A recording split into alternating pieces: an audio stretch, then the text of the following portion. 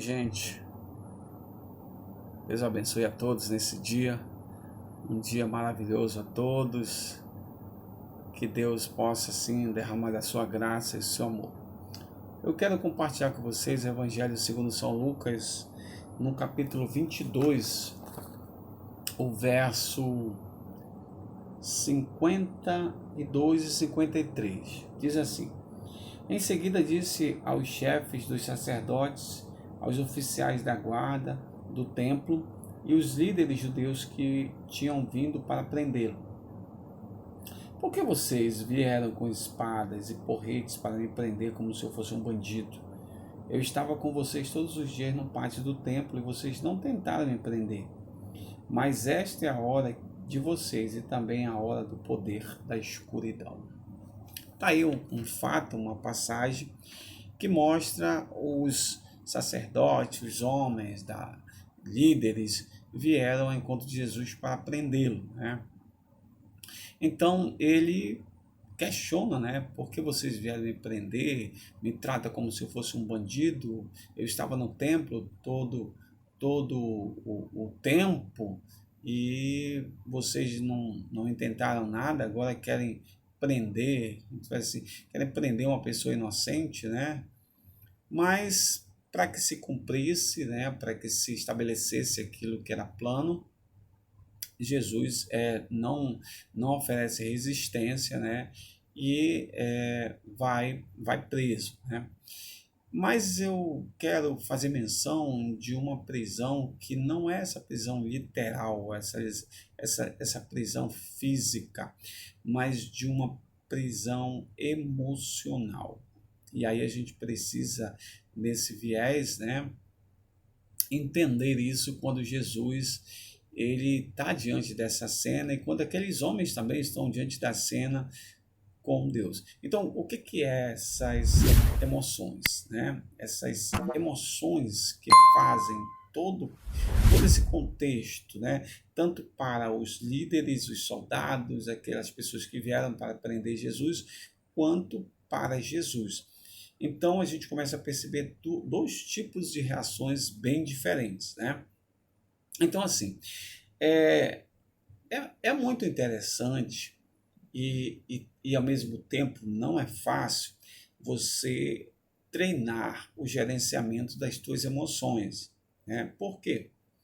Porque é necessário, né, que a gente tenha, né, um tempo gasto para isso, né, e um treino para isso. Então esse treino ele é importantíssimo. E as coisas vão se sucedendo com o tempo e nós vamos aprendendo a lidar com as coisas. Temos fatos, situações que acontecem na nossa vida que às vezes nos fazem ficar tristes, raivosos, nos fazem ter nojo das coisas, nos fazem ficar alegres, né? Não faz, fazem-nos levanta a nossa ira, né? E tal. Então Jesus ele é um grande inspirador, né, das emoções, das nossas emoções. Ele veio ao mundo não como alguns esperavam, como um libertador, né, militar, tal, político, alguma coisa nessa magnitude, mas ele veio com outro fim. Ele veio realmente para libertar, realmente para transformar, mas para libertar e para transformar o nosso interior.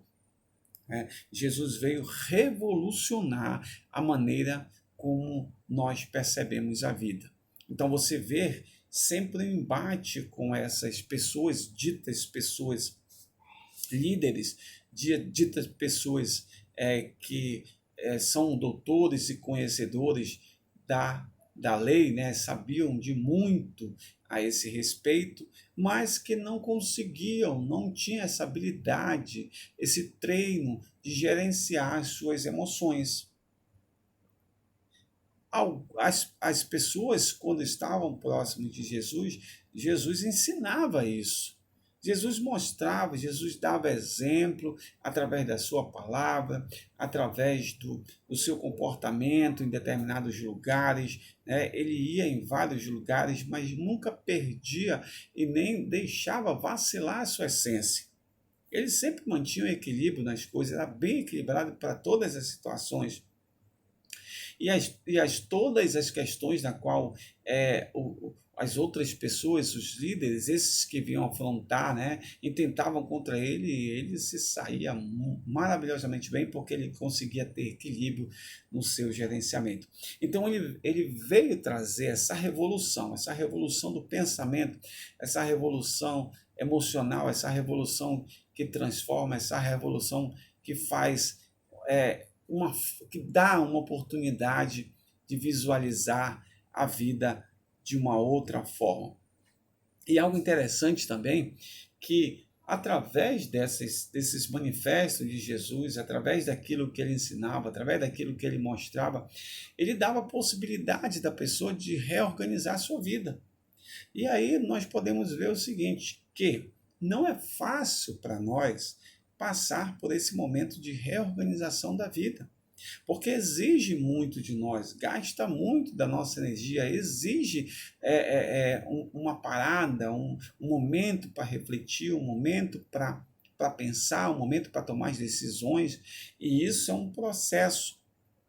Mas quando nós nos permitimos começar, dar vazão a esse processo de reorganização da nossa vida afetiva, emocional, nós temos a coragem de avançar. Nós somos considerados corajosos, porque os medrosos não fazem isso. Os medrosos ficam no tédio, ficam naquela acomodação, e dali não sai. Os corajosos não. Eu tenho coragem, eu vou sim, eu vou me reorganizar, eu vou buscar em mim um outro modelo, uma transformação de vida, uma nova maneira, eu vou revolucionar a minha história a partir de agora. Esses sim são corajosos. Por quê? Porque o discurso dele, o discurso de Jesus é um discurso sobre um reino diferente, sobre uma libertação diferente, sobre um poder diferente, sobre uma ação diferente, sobre uma atividade diferente. Então traz tudo que vem na contramão do que já existia. Por isso que ele, no decorrer do seu ministério, tem muitos embates com homens da lei, homens conhecedores da lei. Por quê? Porque ele trazia algo bem diferenciado, né? Aquilo que ela era considerado miséria pela sociedade da época, Jesus podia transformar em realeza. Jesus podia mover, Jesus podia fazer com que aquelas pessoas fossem tocadas por suas palavras, e essas palavras entrassem como um fator e ajudassem no processo de motivação de cada um, e aí cada um se impulsionava para aquela transformação, para aquela mudança de vida. Era assim que Jesus agia. E o seu reino não existe, né? Ele não trazia discriminação, ele não trazia ofensa, ele não trazia rejeição, né? Pelo contrário, ele trazia acolhimento e fazia com que as pessoas pudessem repensar sobre a vida, repensar sobre as coisas, repensar sobre o futuro. E aí a gente começa a perceber assim, bom, foram algumas pessoas para prender Jesus, e ali estava Jesus. Então, quem realmente foi preso nessa história? Jesus, ou os soldados, as pessoas que foram, os líderes, os grandes homens da lei, que foram ao encontro dele para prendê-lo? Literalmente, que a gente pode perceber, Jesus foi realmente preso. Havia de se cumprir o plano, mas afetivamente, emocionalmente, no gerenciamento das suas emoções, quem estava preso eram aqueles homens que não conseguiam se permitir vislumbrar essa revolução do pensamento, essa revolução afetiva, essa revolução que transformava a vida do ser. e não conseguiu alcançar esse patamar. Por quê? Porque estavam presos ali, estavam encarcerados nas suas próprias emoções, nos seus próprios sentimentos, nos seus próprios conceitos, nos seus próprios pensamentos, e não conseguiu ter essa liberdade para visualizar algo novo. Sabe, amados, Deus nos dá, através de Jesus, a oportunidade de ver o mundo de uma outra forma.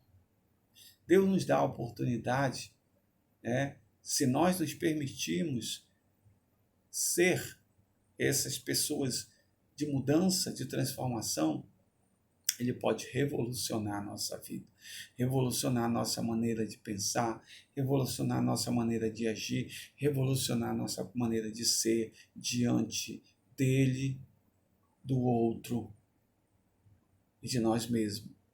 Então, essa situação mostra que quem estava preso na realidade eram aquelas pessoas, não Jesus.